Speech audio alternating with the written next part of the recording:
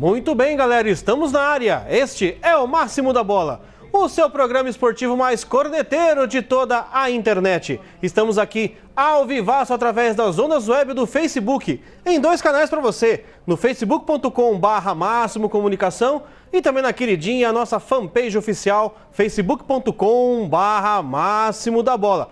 Entrou lá, deu seu curtir, deu a sua cutucada, já fica por dentro tudo que rola aí no mundo da bola. Entra lá, dá seu curtir, cutuque lá, facebook.com/Máximo da Bola. Quiser cornetar através das ondas do WhatsApp, fica à vontade, código de área 15 988016555, código de área 15 988016555. E para você que gosta e curte aí o Cartola, temos a nossa liga, prêmios em dinheiro para os melhores da temporada. Entra lá na nossa liga do programa Máximo da Bola, entra lá, participe. Ó, as inscrições só até agora, no final do mês de agosto, hein? Prêmios em dinheiro para os melhores da temporada.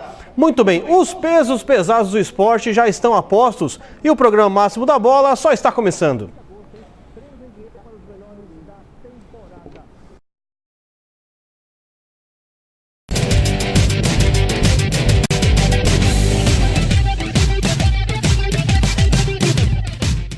Fink Negócios Imobiliários. Na Fink você tem profissionais com conhecimento de mercado imobiliário corporativo e residencial, um banco de imóveis exclusivos e uma vasta rede de parceiros potenciais. Trabalhamos focados em otimizar seu investimento. Para isso, procuramos o melhor imóvel, na medida certa do seu investimento e necessidades. Para comprar, vender ou alugar imóveis residenciais, comerciais, industriais e terrenos. Fink Negócios Imobiliários. Sua escolha, nosso compromisso. Guimarães Contabilidade, experiência de 21 anos no mercado. Traga sua empresa para nosso escritório. Abertura, encerramento e legalização de empresas. Declaração de imposto de renda pessoa física e jurídica. Guimarães Contabilidade, Rua Newton Prado, 224, Vila Hortência. Telefone 15 3234 5003. 15 3234 5003. Deixe a contabilidade da sua empresa nas mãos de grandes craques. Guimarães Contabilidade. Mendes Oliveira Pet Shop, banho e tosa, pesca, acessórios, medicamentos, tudo para você e para sua família. Você só encontra na Mendes Oliveira Pet Shop. Agora também em 3 endereços para melhor servir você e toda a sua família. Loja 1, Avenida Coronel Nogueira Padilha, número 2370, ao lado do Senac, na Vila Hortência.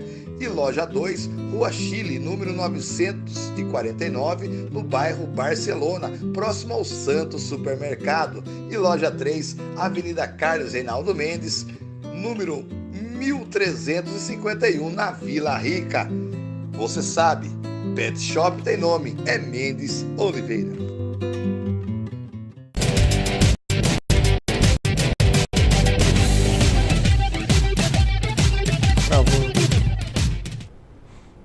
Muito bem, voltamos com o programa Máximo da Bola, ao vivaço através das ondas do Facebook da galera da Máximo Comunicação e também através da queridinha facebook.com/Máximo da Bola. Entra, dá seu curtir, cutuque o grão lá para ficar por dentro tudo que rola aí no mundo da bola, facebook.com/Máximo da Bola. Muito bem. Hoje, dia 28 de agosto, vou apresentar a galera a escalação oficial do programa de hoje e vou começar aqui com o nosso glorioso Marcão Resenha, o dono da caixa de ferramentas. Boa noite, Marcão. Boa noite, Pudim, boa noite, amigos. Uma segunda-feira maravilhosa na cidade de Sorocaba e vamos ter aqui um programa, porque assunto é que não falta, e hoje eu tô com a caixa de ferramenta mais cheia do que nunca, hein? Já até imagina, hein? Também comigo aqui o Lorde, o Gentleman, nosso glorioso Fábio Diabio Grão. Boa noite, ressurgindo das cinzas. Boa noite, Pudim. Depois de um final de semana desse, não tem como faltar no programa de segunda-feira, né? Não sei por que imaginei. Final de semana excelente. Podia ter sido um pouquinho melhor dependendo do São Bento, mas final de semana bom aí, vai dar pra gente bater bastante Campeonato Brasileiro, Série C, Campeonato Francês agora, né? Agora tá na moda o Campeonato Francês. Nem tenho visto. Tá legal. Muito fresco aquele negócio. Enfim, e também aqui conosco, aqui nos visitando hoje, nosso glorioso Paulo Sérgio de Oliveira, não aquele, mas o nosso Paulo Sérgio de Oliveira, o Paulão aqui do 566, nos prestigiando. Boa noite, Paulo. Boa noite, gente. Segundo ele, o mais bonito da bancada. E o mais mentiroso. Muito boa noite. Eu tô aqui para trazer a visão do torcedor de décadas até aqui. Quero lhe expor o que, na minha visão, foram as mudanças que aconteceram no futebol. Aliás, daqui a pouco a gente vai falar um pouco sobre isso, Paulão, porque vai ter jogo da Seleção Brasileira essa semana e eu garanto para você que muita gente nem sabia. A gente vai falar um pouquinho mais sobre essa questão da visão também aí do mundo da bola, nosso olhar aí como torcedor, não só como apresentador ou corneteiros aqui, mas a nossa visão aí como torcedor aí do nosso glorioso futebol brasileiro. Lembrando que esse assunto veio bem à tona esses dias por conta desse jogo Corinthians e Atlético Goianiense, né? Líder contra o Lanterna, onde o Lanterna venceu, coisa que não acontece por aí, mas daqui a pouco a gente vai falar um pouquinho mais sobre isso. Antes de falar do mundo da bola, eu vou falar do mundo da pancadaria e não é no futebol varziano, viu, senhor Paulo? Viu, nosso glorioso Marcão, viu? Nós vamos falar um pouquinho de boxe. Olha só que coisa. É porque essa luta desse fim de semana, entre o tal lá do McGregor com o tal lá do Mayweather lá, não tinha como deixar passar em branco. Afinal de contas, um cara que ganha 300 milhões pra apanhar, que nem aquele cara apanhou, meu, não é por nada não. E o outro um bi, né? Um bi no outro. O outro ganhou 1 bilhão pra bater. Ó, se eu ganhasse 30 mil, eu tava até agora apanhando. Mas a gente falando sobre a parte tática, né? O irlandês falastrão, ele ganha muitas. Primeiro, aguenta a pancada, né? Mas ele ganha muito na parte psicológica, como ele fez com o Zé Aldo, que ficou provocando, e o Zé Aldo foi que nem louco pra cima. Esses a gente viu que o milionário aí é de boa. Ele fez o boxe até os 3 primeiros assaltos. Ele apanhou até, né? Falou como ia mudar. A partir do 3º assalto, onde ele cansou, ele colocou o seu melhor ritmo. Tá acostumado com o boxe e fechou com 50 lutas e 50 vitórias e mais 1 bilhão na conta. Rapaz do céu, eu não sei nem quanto zero tem isso aí. Você quer ver como parece tão, assim, estranho, né? O que ele ganhou, ele comprava o Neymar. Olha pra você ver, né? Ele comprava... Uma luta, né? O que o cara ganhou em uma luta, ele comprava o Neymar. Quer dizer, não é só o mundo da bola que tem cifras aí milionárias, né? Com certeza o boxe também tem surpreendido aí. E como falei, meu querido, por 30 mil reais tava apanhando até agora. Imagine por 300 milhões. Mas da onde que vem tanto dinheiro assim do boxe? Diz a lenda que esta luta gerou aos cofres dos organizadores 2 bilhões e 900 milhões de reais. Uhum. Diz a lenda. Porque né? O que acontece? São casas de apostas, então isso aí já é porcentagem, a venda de pay-per-view, a venda do evento para os patrocinadores, então é tudo isso aí e eles mordem uma parte. E me permitam lembrar, claro, a parte do derrotado, ele não era boxeador, né? Ele vem de um outro esporte, ele vem do UFC, quer dizer, e aguentar 9 assaltos ali, realmente não é para qualquer um, né? Aguentar em pé, né? Aguentou, tecnicamente ele caiu em pé. Caiu em pé, né?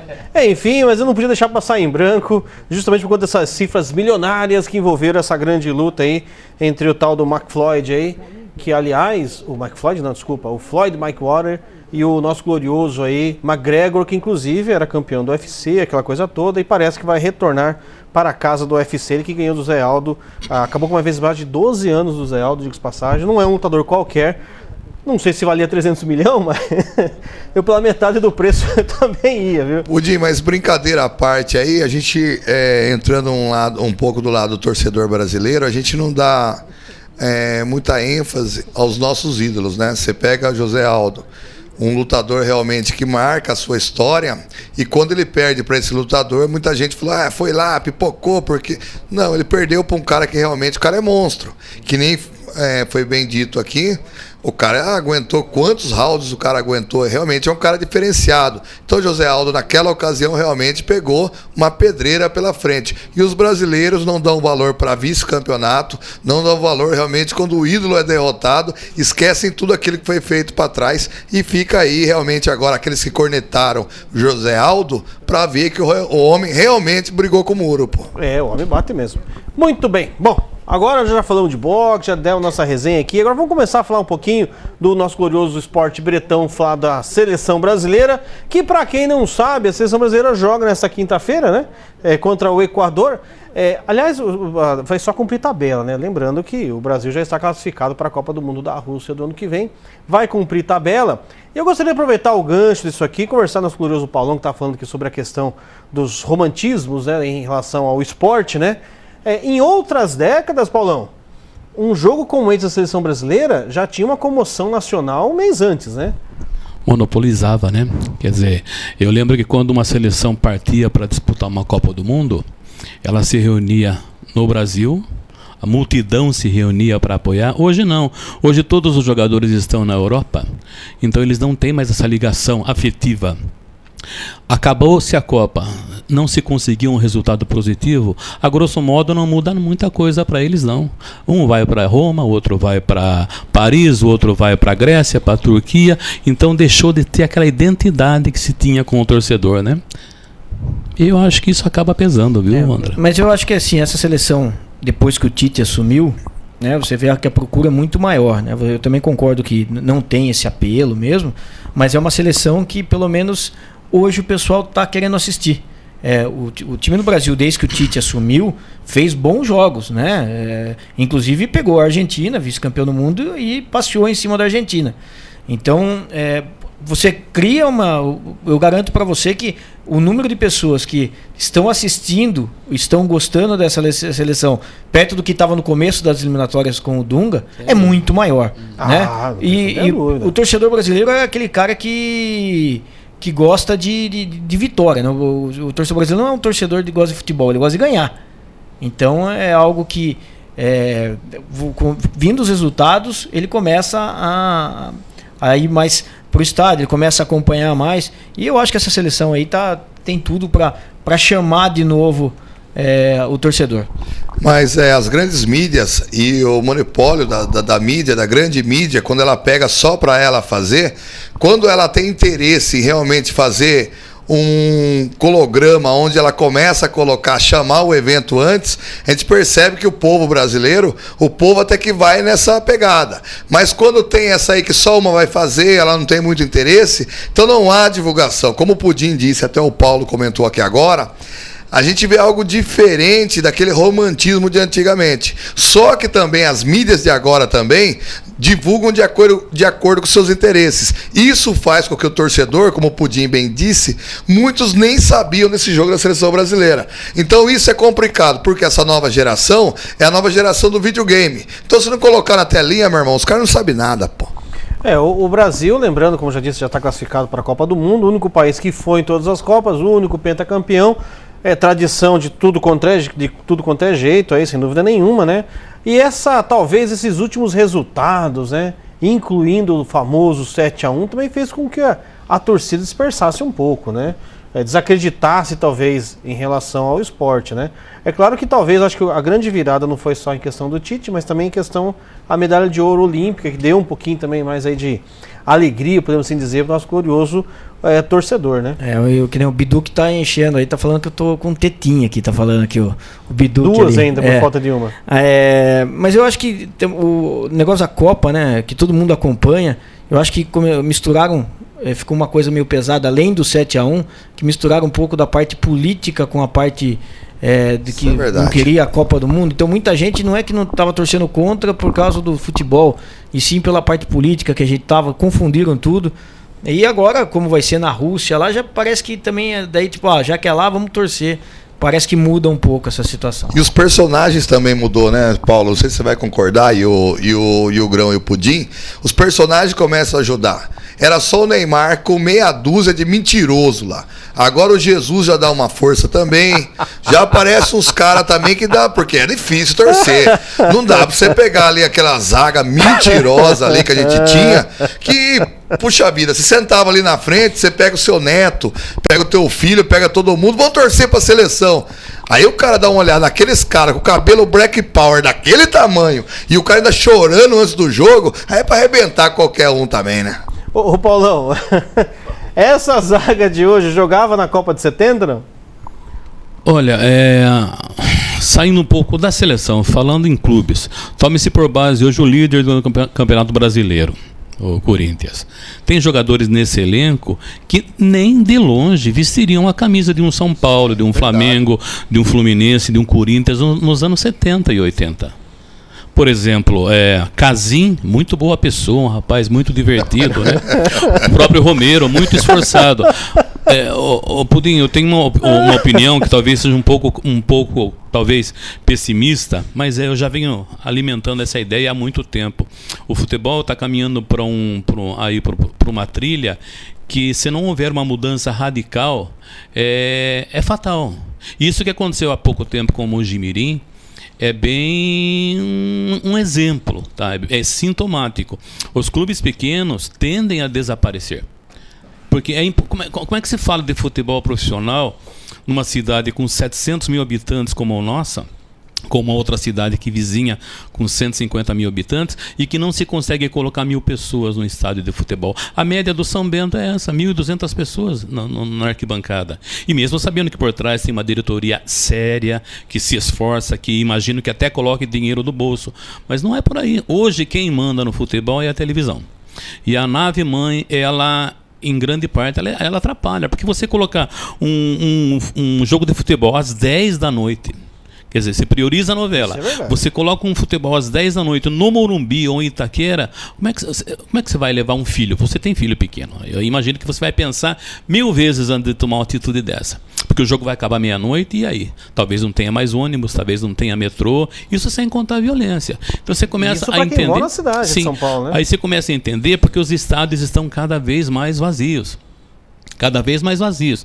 Na década de 70, hoje eu sou corintiano moderado, mas eu já fui corintiano fanático, de acompanhar o time, dezenas de estádios do interior, em Pacaembu e Morumbi dezenas de vezes. Eu conheci o Beira-Rio atrás do Corinthians, eu conheci a Fonte Nova indo atrás do Corinthians.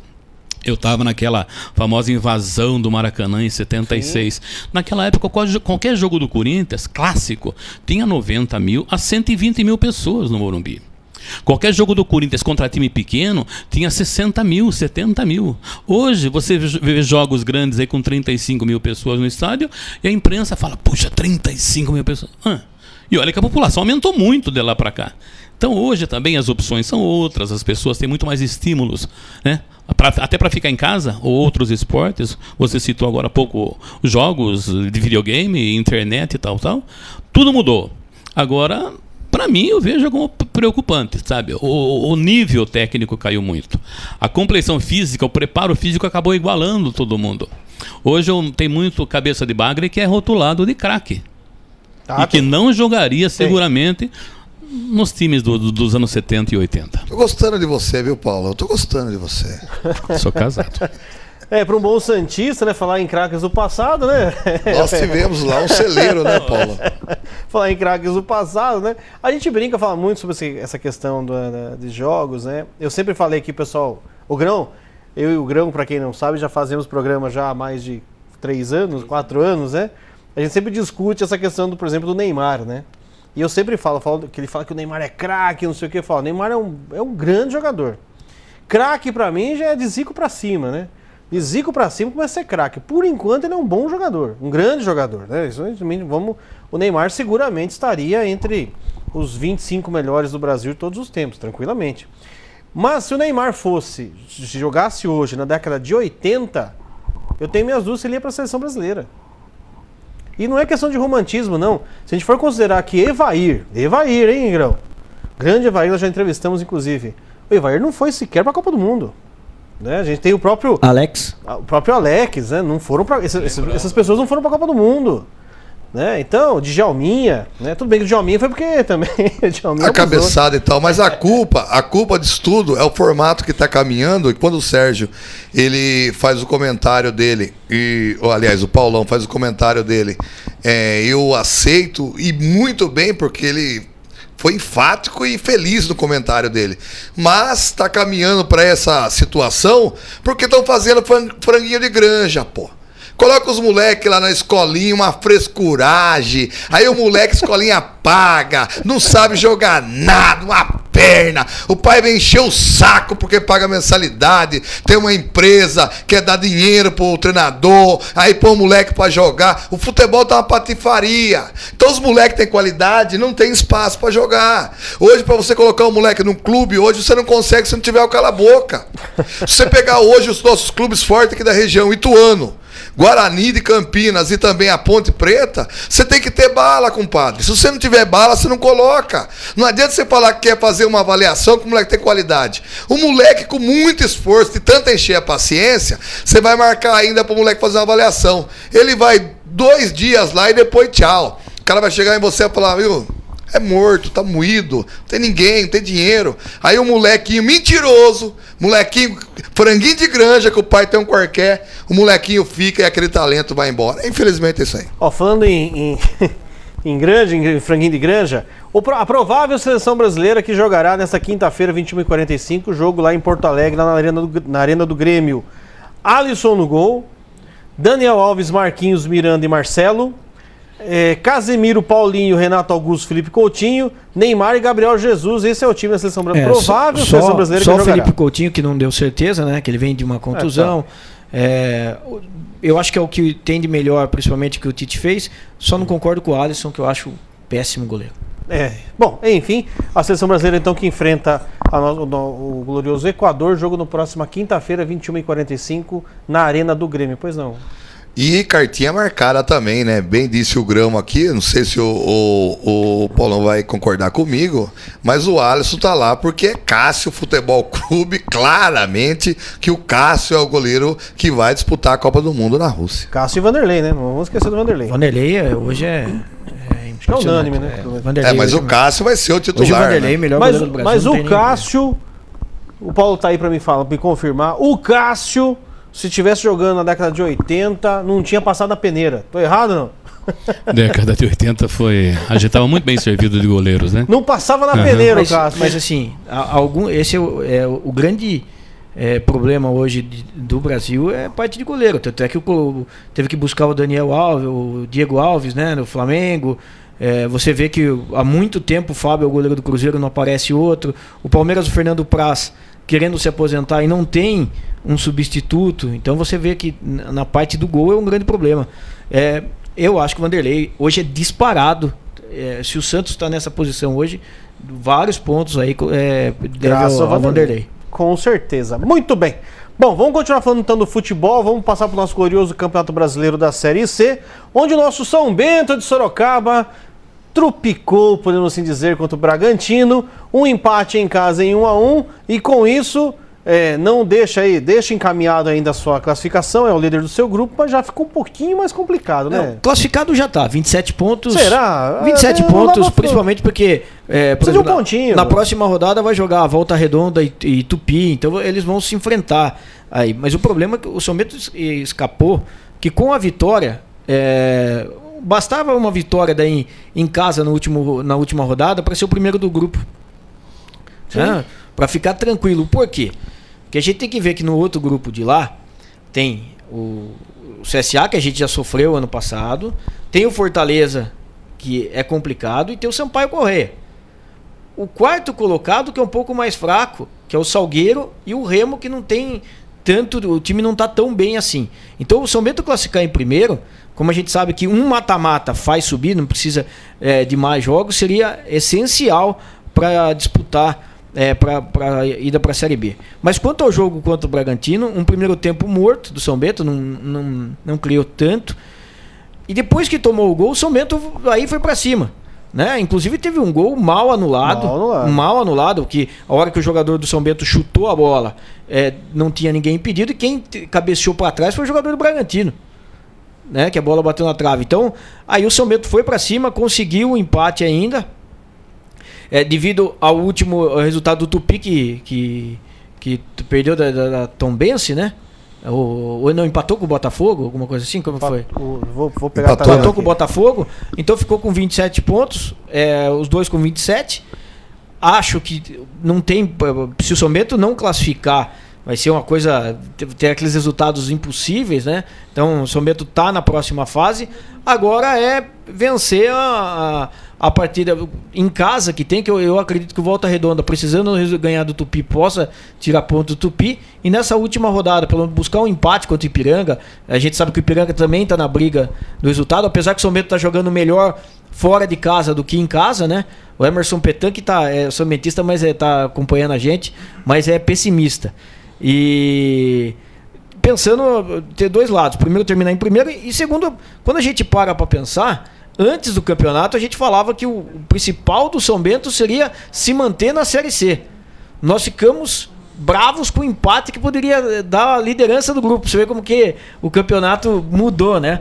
Mas acredito mesmo que aqui, ó, o Petan falando, né? Mais uma vez fomos operados pela arbitragem. É o segundo jogo mesmo, o São Bento foi mal. Naquele jogo contra o Tupi também, o São Bento foi prejudicado, né? Lá em Minas Gerais.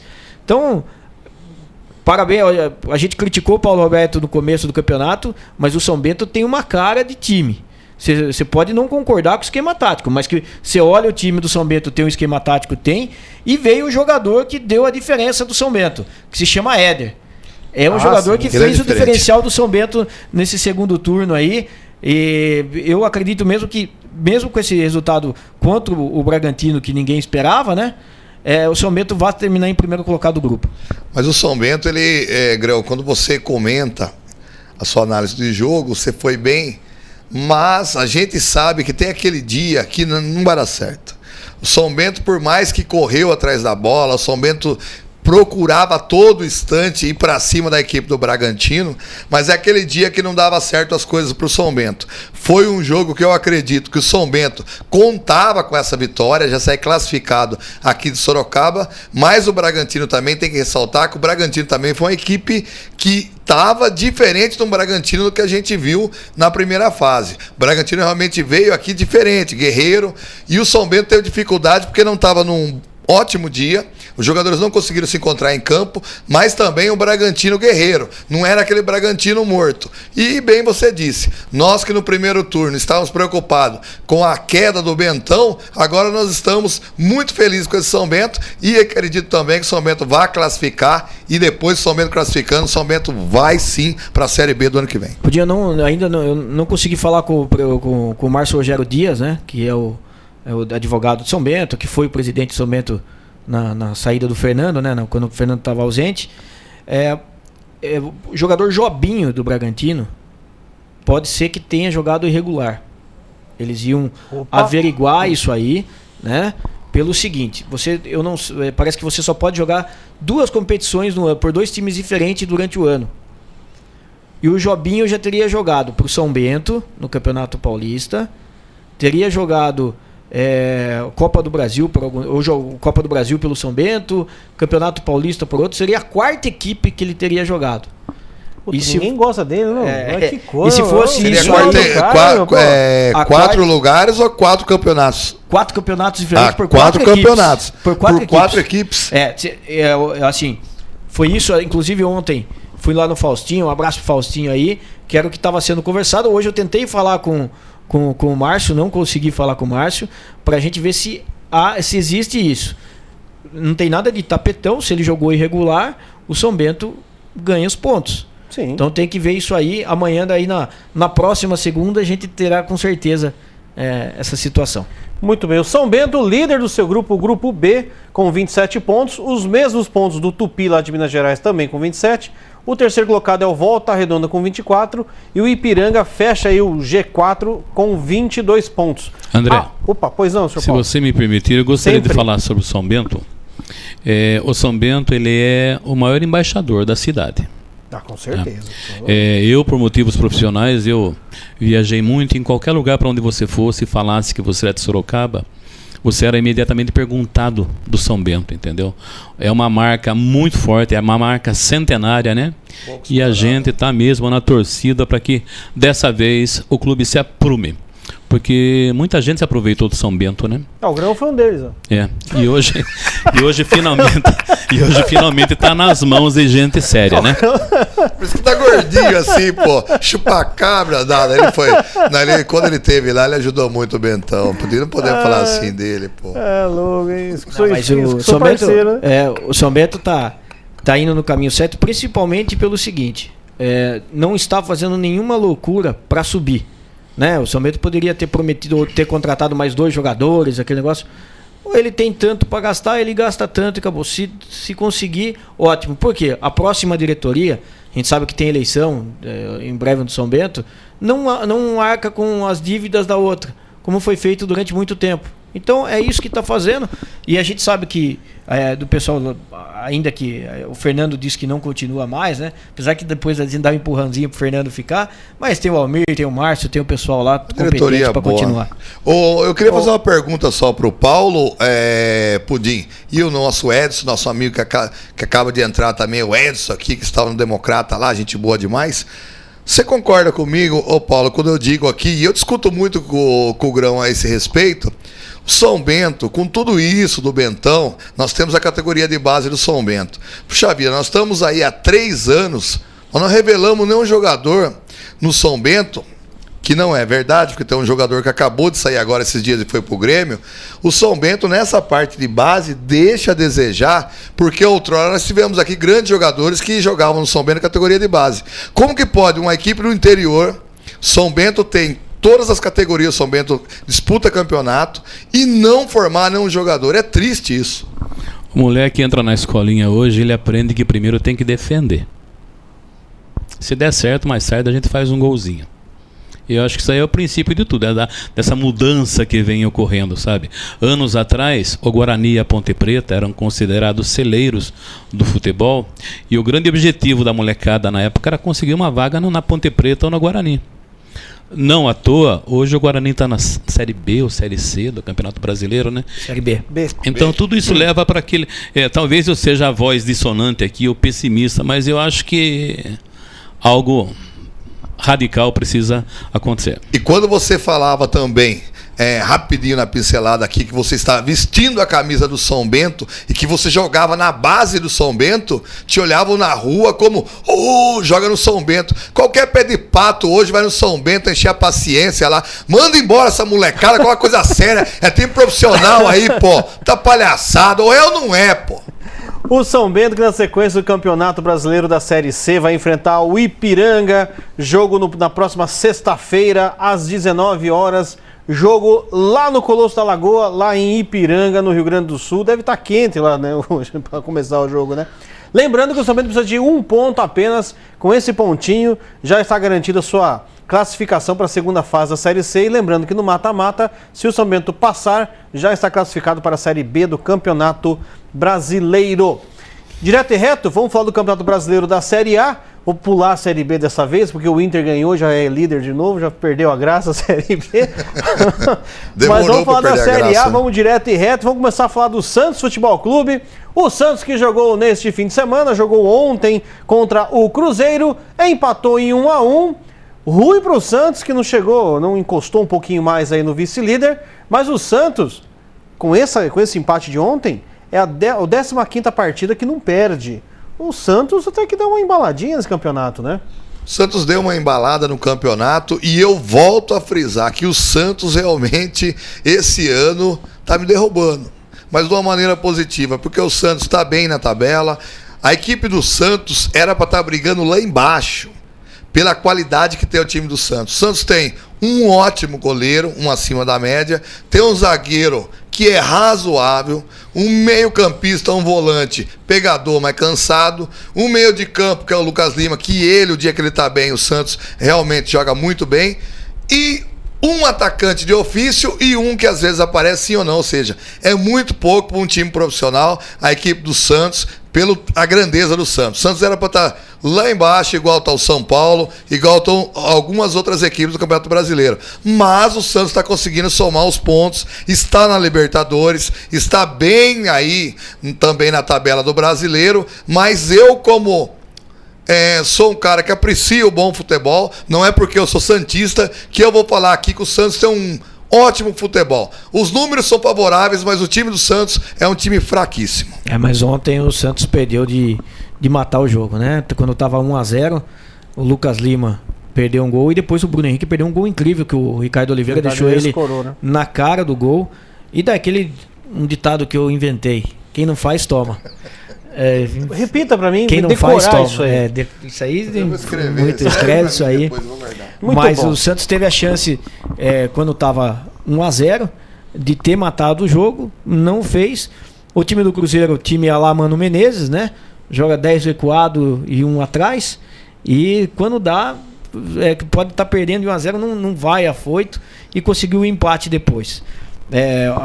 Para o Santos agora é um resultado que, se o Santos vence, ele, próxima rodada aí que tem essa pausa aí, pega o Corinthians na Vila, era um resultado que poderia deixar o Santos realmente vivo no campeonato, né?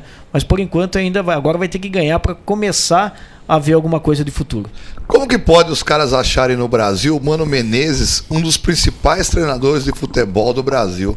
Eu fico assim, sabe, umas coisas que eu não concordo. O Mano Menezes não é, gente. O Mano Menezes, ele tá mais muito longe dos outros treinadores aí do Brasil, treinadores que são estrategistas. É aquele futebol horrível. O Mano Menezes, até a entrevista dele é morder romã verde, velho. É duro. Então, mas o que ele faz é o seguinte, ele faz o beabá de fechar a casinha em todos os times que ele passa. Mas o que a gente acabou de falar, a defesa é o principal problema dos times brasileiros, que não tem essa compactação.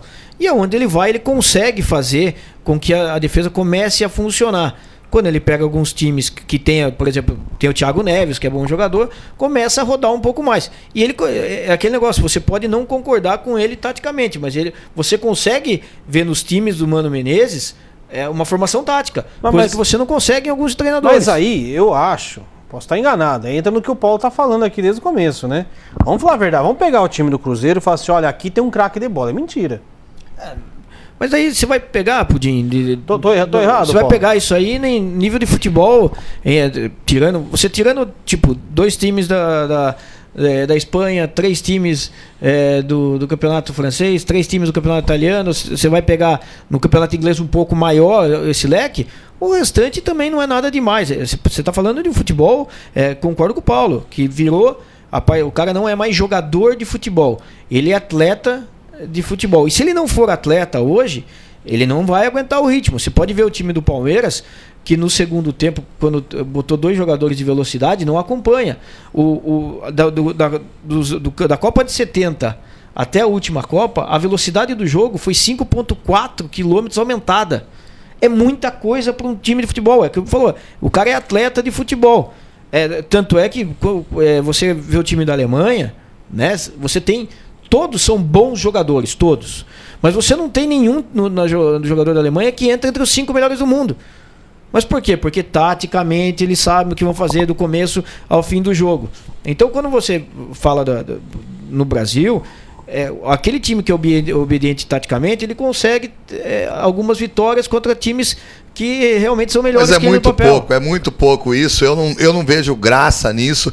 Eu vejo graça. Mas se quiser graça, vá no circo. Eu vejo graça num Carine, num treinador que já tem alguma coisa. Eu vejo graça no Mancini. Eu vejo graça em alguns treinadores que têm algo a mais para oferecer. Se você pegar qualquer Zé Ruela aí, o cara monta 4-4-2, vai pro pau e já era. Eu acho muito pouco isso. Ô Paulo, além de jogadores, os treinadores de outrora, podemos assim dizer, ai que chique, falei bonito agora. Não, os jogadores de outrora, os técnicos de outrora também eram diferenciados, não era? Ninguém faz omelete sem quebrar ovos, sem ter o material na mão. Essa frase você inventou agora também, né? Assim como a do grão, né? Inédita. Veja, voltando ao passado, embora eu sei que você me dê 39 anos, mas eu já passei dos 60. Imagine os armadores dos clubes grandes nos anos 70. Vamos lá falar de Muricy, que era um meia-direita, o Leivinha, ou um Gerson, um Pedro Rocha. Se eles matavam uma bola no peito, André, eles tinham tempo de colocá-la no chão e pensar o jogo e organizar o time.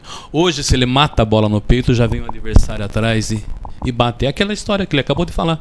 São atletas, são super dotados fisicamente, para compensar uma eventual falta de qualidade. Eu acho que o futebol realmente mudou tudo, mas eu hoje, vendo como o Marcão está falando em relação à questão do Santos e Cruzeiro, por exemplo.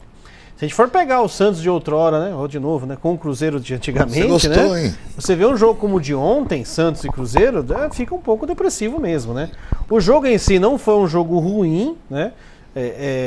Tecnicamente ele sofre um pouco, tem o Lucas Lima lá que distou um pouquinho, mas aí como o Marcão falou, quando quer jogar, joga, quando não quer também. Não foi pro Barcelona, ficou brabinho, acho que não é possível, né? Não foi o Barcelona, ficou brabinho. Muito altos e baixos, né?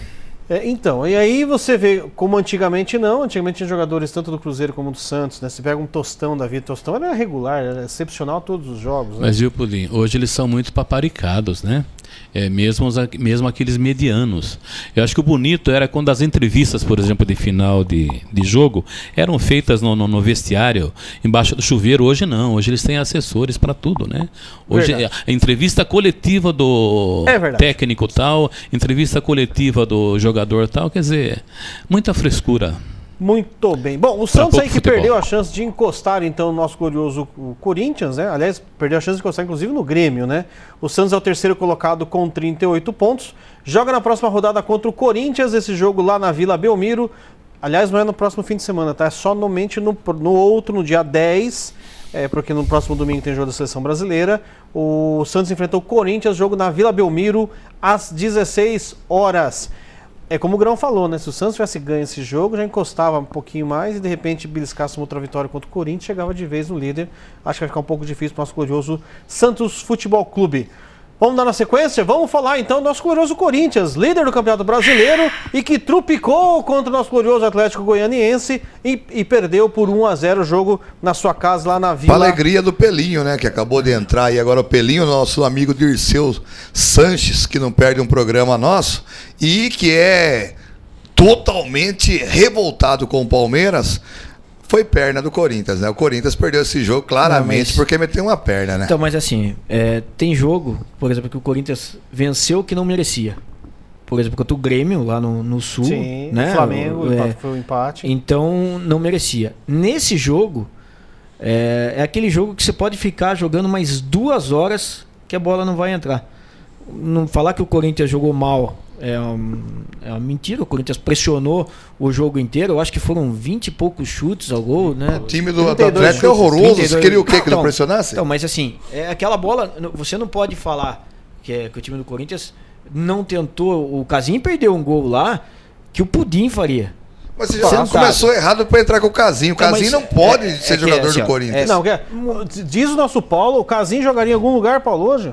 Se fosse na década de 70, não jogava em lugar nenhum, né? Não, se fosse hoje, não jogaria em lugar nenhum. E como explicar quem comprou o Casim? R$1,5 milhão de reais. Quer dizer, o sujeito tem que ser responsabilizado, mas né? Parece que era uma dívida dinheiro... que o Corinthians tinha com... aliás, não era pagou. Aí pra pagar a dívida comprou o Casim, tá certo. Saíd Zaidan, meu grande parceiro Saíd Zaidan, que corintiano pode falar. Mas assim, o time do Corinthians ontem perdeu inúmeras oportunidades, né? Então, você olhando o placar, 1-0 pro Atlético Goianiense, mas o jogo não foi isso aí. O time do Corinthians perdeu, mas bola que acho que foi o Rodriguinho que perdeu de cabeça quando o goleiro estava deitado. Então, mas não mudou. O Corinthians foi para cima, aí entra numa situação. Perdeu não só porque estava no dia ruim. A gente sabe desde o começo do campeonato que o time do Corinthians não é nada tecnicamente, é um time taticamente. Então, se sobrasse essa bola no pé de um cara aqui tecnicamente muito bom, ele teria empurrado para dentro. Então, o time do Corinthians continua com essa vantagem que ele construiu em alguns jogos que ele não merecia.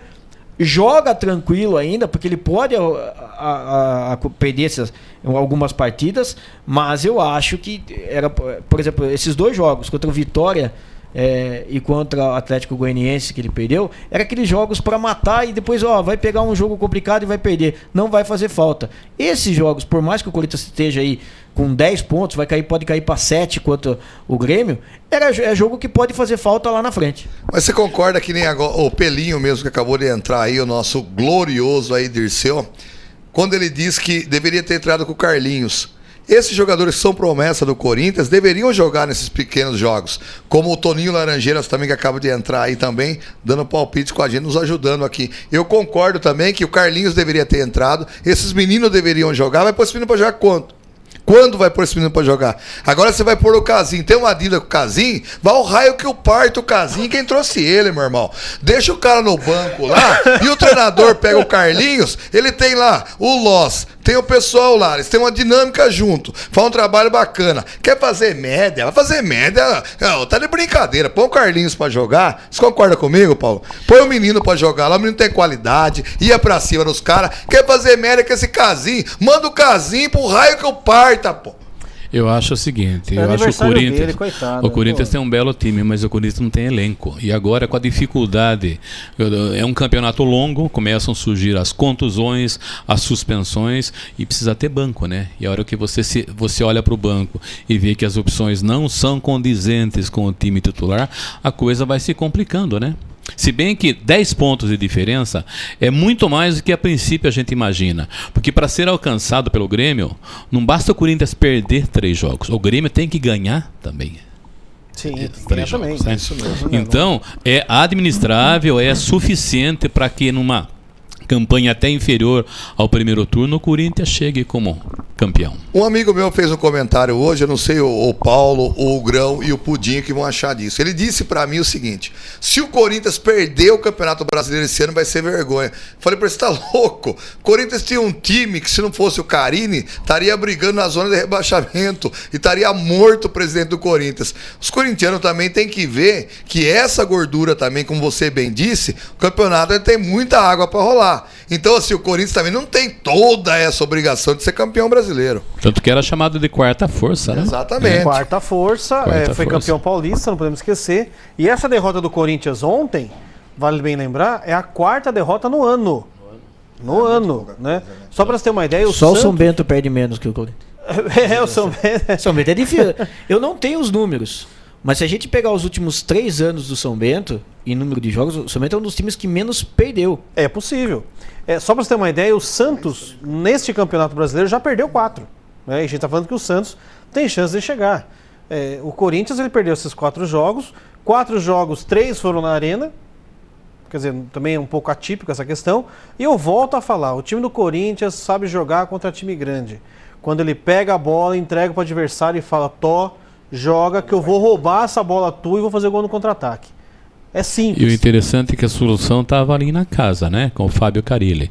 Você lembra que trouxeram Cristóvão, pagaram um dinheirão para Oswaldo de Oliveira e ele foi sendo preterido. A hora que não tinha uma outra opção, chamaram o Fábio Carille e deu no que deu. Canhão, né? Não, e aliás, diga-se de passagem, não só isso, mas quando efetivaram o Fábio Carille, acharam que isso foi um erro. Muitos jornalistas ficaram matando, falando que era um absurdo, o Corinthians não tinha que ter feito aquilo, vai tomar na cabeça. Foi quando surgiu a expressão da quarta força, né? Mas o Carille, ele deu um conjunto a esse time que realmente, hoje, se a gente for olhar bem como futebol, o que o Carille fez com o time do Corinthians é excepcional. Agora, tem mais um fator também que a gente não pode esquecer. O time do Corinthians estava com jogadores que já estavam meio que desacreditados, né? A gente pega o próprio Cássio, que era reserva, o Jô, que veio do meu tamanho, né, lá para jogar. Você pega o próprio Jadson, que estava naquela incógnita vindo do Japão. Você pega também, por exemplo, o próprio Rodriguinho, né, que o pessoal chamava de Ruindriguinho. Eram jogadores que tinham que mostrar realmente, ou é agora ou é nunca mais. E o Carille entendeu isso aí também, esse conceito. Montou uma equipe onde se encaixou todo mundo. E aí entra no que você falou, Paulo. Quando falta uma peça, você vê que o time dá uma capengada. Quer ver um exemplo que a gente vê bem isso aí? É o Guilherme Arana. Né? Ele não está jogando, entrou o Moisés. André, né? Só para lembrar, o Guilherme Arana está invicto esse ano. Ele não jogou contra a Ferroviária, ele não jogou contra Santo André, e nessas 2 derrotas agora, uma ele não jogou e na outra ele saiu quando o jogo estava 0-0, saiu contra o Unido. Então ele não perdeu esse ano. Se jogar o Arana e o Jailson no Palmeiras é imbatível, né? Põe na seleção os dois. Jailson, se eu fosse o Jailson, inclusive, parava de jogar agora. 36 anos, fez 30 jogos pro Palmeiras, nenhuma derrota. Então para agora no... igual o Merriwater lá, né? 50 não perdi pra ninguém. Quando ele vê o Prazo jogando, ele nunca que ele vai querer parar, porque ele sabe que ele tem lá a titularidade dele garantida, porque o Prazo é um brincalhão. Uma outra coisa que a gente tem que lembrar em relação à questão do Corinthians, são 10 pontos, a gente já falou bem isso aí, né? São 15 vitórias, 5 empates e 2 derrotas, mas é um time que está com 75,8% de aproveitamento do campeonato. É muito alto. Isso aí, só para você ter uma ideia, o Grêmio, que é o vice, está com 63,5% de aproveitamento. São 12 vitórias, 4 empates e 5 derrotas.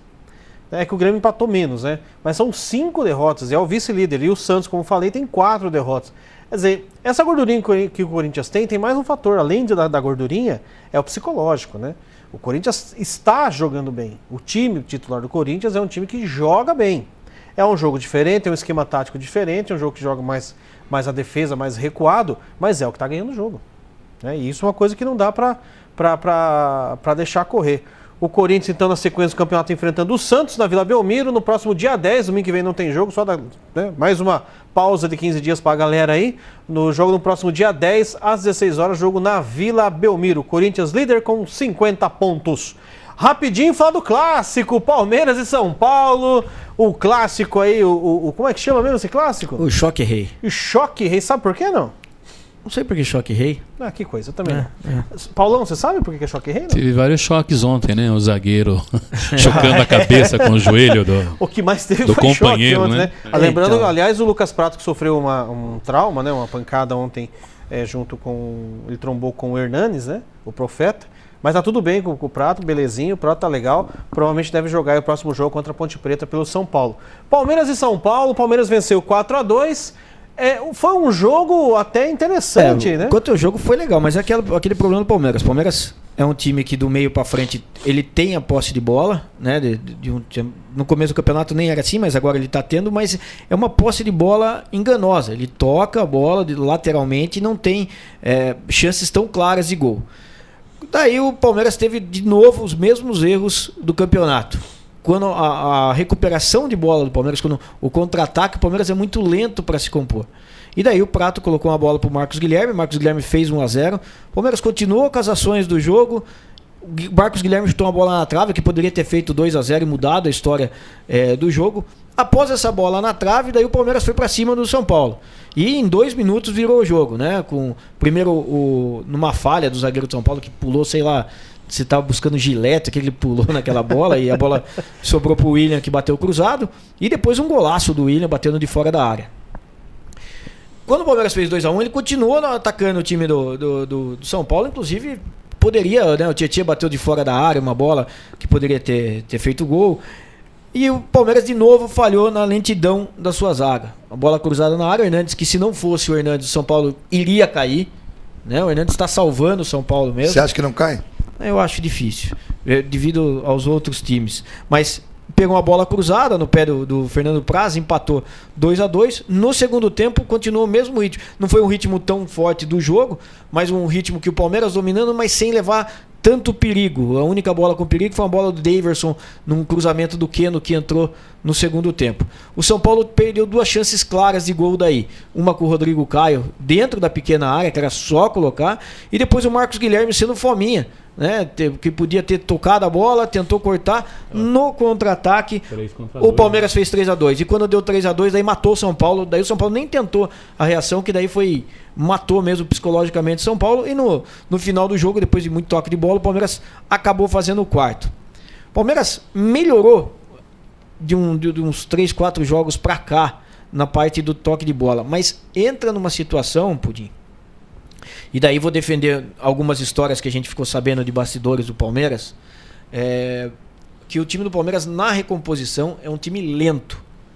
É um time lento na recomposição. Então, quando ele está dominando essa bola no campo de ataque, quando a outra equipe pega essa bola no contra-ataque, e foi assim tomando gol contra Atlético Paranaense, todos os jogos você vê que ele tem problema na recomposição de bola.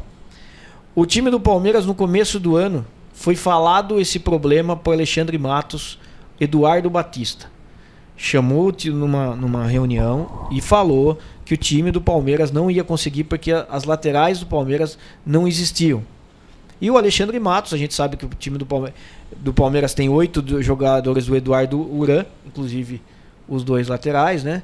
Não quis mexer na parte de laterais. Então entra numa parte extra-campo que a gente sempre fala que pode ter algum tipo de problema.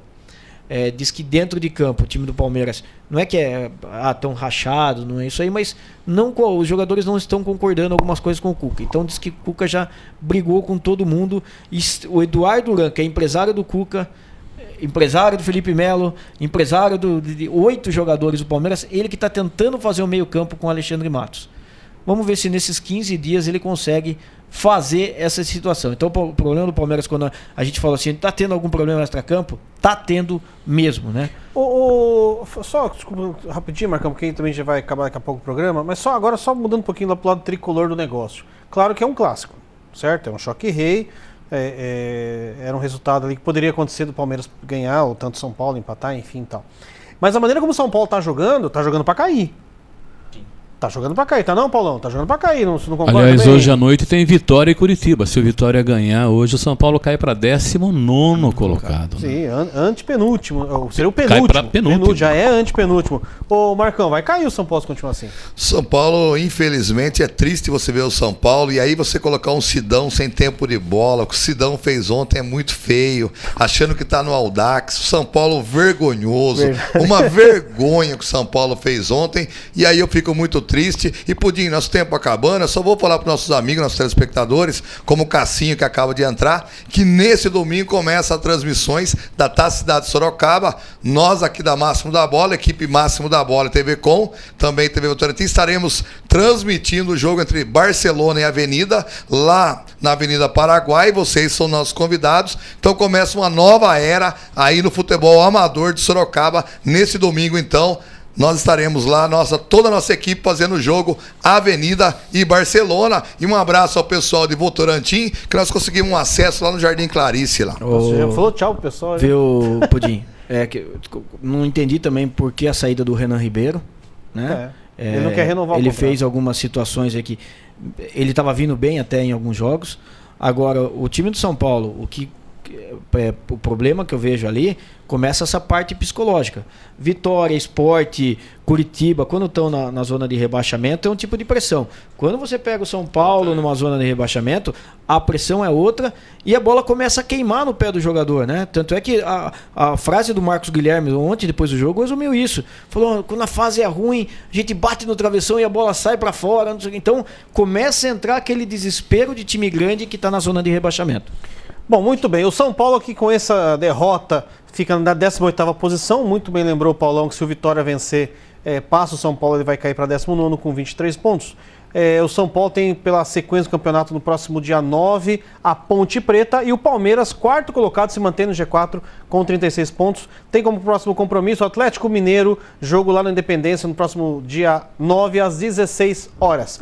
Pessoal, tá na hora de ir embora. Paulão, obrigado pela presença. Eu que agradeço. Espero que tenha gostado e participe mais vezes. Muito. Se precisar, tô aqui pertinho. Chego em 5 minutos. Muito bem. Nosso curioso Fábio Diabelgrão, boa noite. Boa noite, Pudim. Estamos de volta aí de segunda. Mandar um abraço pro Petan, o maior São Bentista que tem, mas pessimista também, viu? Um abraço aí. O maior pessimista que tem o Petan aí. Marcão Resenha, boa noite. Um abraço a todos, fique com Deus. Pelinho, sou seu fã, rapaz. E uma semana abençoada para todos. Vamos com todas as transmissões do futebol amador. Queria aproveitar e mandar um abraço para todo mundo que está aqui conversando, aqui mandando mensagens através do facebook.com/Máximo da Bola. Não deu tempo de ler hoje os comentários, hoje teve bastante assunto, mas mandar um abraço aqui ao Anderson Batista, ao Dirceu Sanches, ao Ronaldo Caires Lima, ao Adilson Ramos Fonseca. Leva o Gutão e o Sacatrapa para comentar. Nossa senhora, seria sensacional. O Edson Robert, Rogério Ribeiro, o Marson Clayton, toda a galera aqui compartilhando e conversando conosco aqui, o Emerson Petan, enfim, toda a galera que curtiu esse programa Máximo da Bola. Muito obrigado mais uma vez pela audiência. Na próxima segunda-feira estamos de volta. Não esqueçam, próximo domingo já tem aí a rodada da nossa gloriosa Taça Cidade, nós estaremos lá. Beijo do Gordo, até segunda-feira. Tchau!